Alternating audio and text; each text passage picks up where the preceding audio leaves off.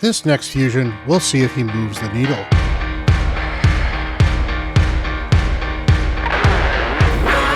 Hello everyone, Bront, CatHerder here. We're having some fun talking Raid Shadow Legends, and I am here on the free-to-play, but honestly, it doesn't matter too much because we are going to be talking about a brand new fusion. We have a Shadowkin HP-based damage dealer to talk about, so that should be very exciting. He looks interesting. I actually did a full video on this and had technical difficulties, so I have to re-record this. So this is not going to be my first genuine reaction, but that's good because that means I can put a little bit of a more concise spin on it. I can be a little better about it, and hopefully you guys will still enjoy this video. So let's take a look at what the next fusion is. So here we have Ishiyama the Immovable, and let's see if he moves the needle. So he is a Shadowkin HP-based damage-dealing spirit champion. Certainly seems like he may overlap with Arashi, who is an HP-based Shadowkin spirit damage-dealing champion.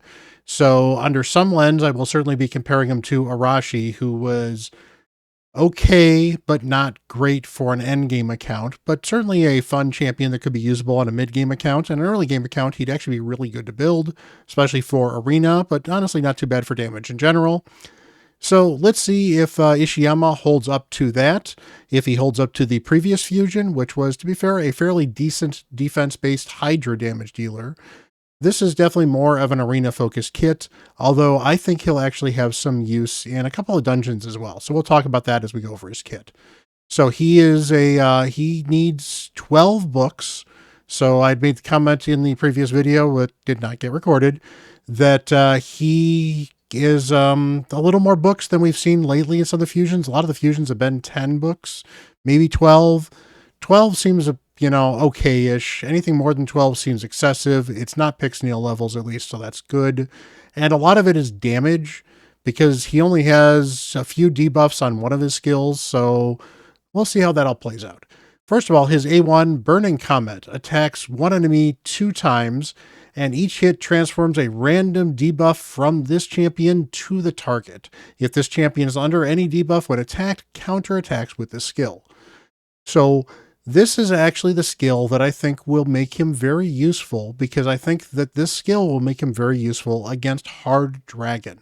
Because one of the best ways to deal with the dragon is poisons, and one of the good ways to deal with dragon and get those poisons back on him is to reflect them in some way, shape, or form.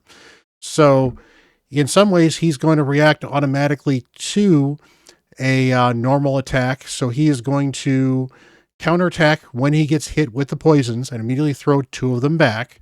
And then he's going to take his turn, and now those poisons are going to tick down 1 step, but he can still put more poisons back on the dragon, and he can keep doing it, which is kind of nice. Plus, as an HP-based champion, he should be able to take a hit. So I think this will be kind of fun. I'm actually kind of excited to use him in Hard Dragon on my free-to-play.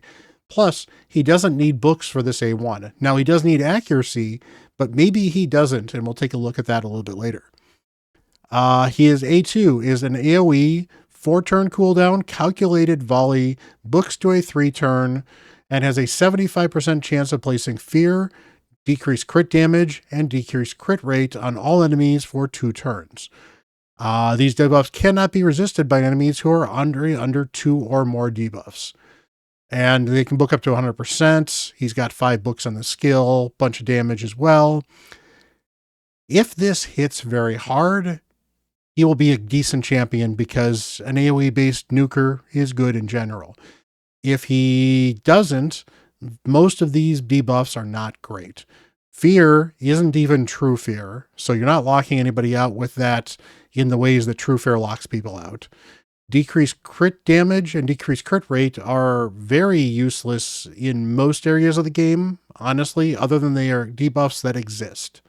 To be fair, that's not the worst thing, I guess, in Arena, but in Arena, anybody who's got a 100% plus crit rate is going to drop down to 75-ish, which means they're still mostly going to crit. And 25% crit damage is not a lot when you're dealing with 250 to 300 crit damage. Where this could help is this certainly can help on waves, where waves have a 15 to 20% chance to crit, and it brings their crit damage down to next to 0 and their crit rate down to 0. Well, suddenly they can't crit at all, so you're a little bit safer on the waves. But he's not designed for wave combat. He's kind of an arena champion. So again, I'm not seeing a lot of greatness in this particular kit, unfortunately. Finish them. Attacks one enemy, will ignore 25% of the target's defense, will ignore 50% of the target's defense instead if they're under 2 or more debuffs. And he places a block damage on himself if he kills an enemy. I really wish this ignored block damage, stone skin, or unkillable. I don't want all 3 of them. He's a fusion champion. I understand they're not going to put all 3 of them on a fusion champion. But Thor ignores, actually to be fair, Thor ignores 2 of those. So why not let this guy actually ignore stone skin? Or maybe even just do more damage against stone skin. Maybe, maybe that hit does 100% more damage over champions with stone skin. It doesn't even have to ignore stone skin. Just give him a way to chip away at stone skin. It's something that I think a lot of early game players really lack that would give him a little more utility in arena. And without that, yeah, the block damage is nice. The ignore defense is nice, but you need other people to strip for him. And you then need to be able to hit through some of these unkillable buffs that sometimes are just really, really hard to get through. He would be a counter for certain parts of the arena if he had those on his kit, even if he was only just kind of an okay, if got a good HP damage dealer. Now, to be fair, Arashi, as we mentioned, he actually already has an ability to ignore stone skin, and he doesn't ignore block damage or unkillable. So maybe if he ignored block damage unkillable, Ishiyama, you'd have 2 different options for somebody that has both of them, for example. Give you some more options. I think that would be a lot of fun. Now, the big problem is we don't know the damage multipliers on him, and HP-based champions tend to be very dependent on things like extra hits. Because you can't increase max HP with a buff, you just are kind of stuck with whatever HP you have in the first place, and that already kind of weakens you a little bit. And overall, the multipliers are rarely amazing on champions that only have single hits, just because that's how Plarium has traditionally done HP-based nukers. Outside of Taurus's, for example. Because even a Narcissus, who hits fairly hard, doesn't have amazing multipliers. He has other things that help him do additional damage. And while he certainly has one of them with the ignoring 25 or 50% defense on that single target attack, he doesn't have a ton of them. But we'll take a look at his passive. Maybe his passive will change our minds a little bit about this. Whenever an enemy resists a debuff placed by this champion, the next debuff placed by this champion cannot be resisted. This is where I said the A1 may not need resistance, or accuracy, I should say. He might not actually need accuracy to be able to do damage with that A1, or to do debuffs with that A1, I should say. So, because he might hit, and if the first one's resisted, the second one won't be because it'll be irresistible.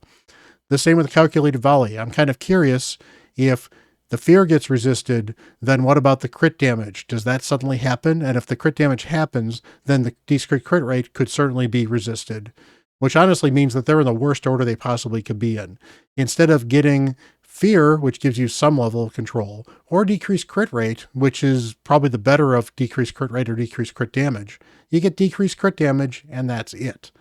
Not great. However, each debuff placed by this champion increases the champion's max HP by 3%, up to 30%. Plarium, why isn't this 50 or 60%?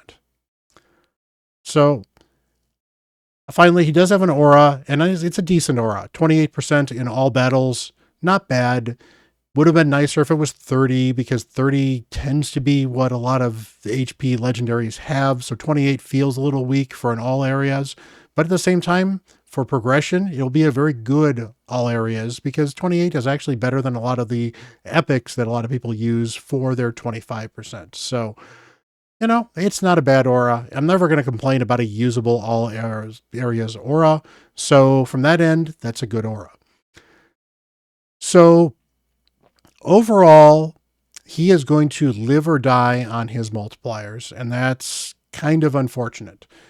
If his multipliers are really good, which is going to revolve around testing by content creators, so hopefully we'll have content creators that have access to the test server, put him through his paces and kind of rate the damage a little bit and see how well he does. Hopefully they do it in really good gear to compare like for like champion.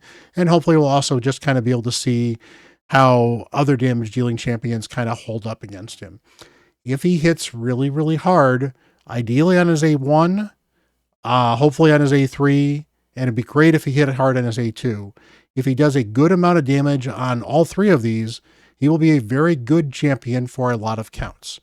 If he does okay-ish damage, he still will be a very good champion for a lot of early game accounts, because as an HP-based nuker, he's tanky in arena, where you kind of need tanky champions. So he could be very good in arena teams, especially things like tag. And for an early game account, a damage dealer, even if he's not an amazing damage dealer, will be good for faction wars. And an HP-based damage dealer is easier to keep alive to be able to 3-star some of those floors. So I know on my free-to-play, I am going to be going for him because, first of all, I have the resources, and I think it's good to be going for fusion champions when you can on any free-to-play champion or any free-to-play account. But on top of that, I could use a damage dealer in Shadowkin because I've got none right now. Taragi the Frog is my damage dealer in my Shadowkin faction right now, and that's not good. So we'll try this guy and we'll see how he is, and I think he'll be kind of interesting and fun to build, and I think he hits a spot where that account could certainly use some help, which is some nuking damage. So am I going to go for him on my main? Probably, because I've got tons of resources saved up. So I don't see me missing him on my main, even if I really chose not to. I think it would be hard for me to miss him, especially if this is a fragment summon. Fragment summons tend to be easier to deal with overall, which means I shouldn't have too much of a problem doing it on my main account because I've got tons of resources saved up on my main account. So what about you guys? What do you think about him? I mean, he's got some potential use in Hard Dragon. He's definitely got some use in Arena. And I'm not seeing a lot else that screams he's absolutely amazing. Although, to be fair, 2 of those debuffs could be okay against Sand Devil, maybe. I don't know. I feel like I'm stretching that one. So we'll see. He's supposed to be an arena-focused damage dealer, and they really have to do right by his multipliers. Hopefully Plarium does right by his multipliers, and if they do, he'll be a worthwhile champion. And if not, I still think he's not a bad champion to grab, even if all you do is you grab him to have fragments for, I don't know, another champion chase later on, because those fragment champions are really good, because that's 500 points for a champion chase sometime down the line, or maybe that's 30,000 points for Clan v Clan. So let me know what you think. Let me know if you think you're going to go for him. Let you know if you think I've missed something in my take, or if my take is fairly reasonable. Again, I don't think he's a must skip, but it will depend on the multipliers. If his multipliers are bad, he will become a must skip.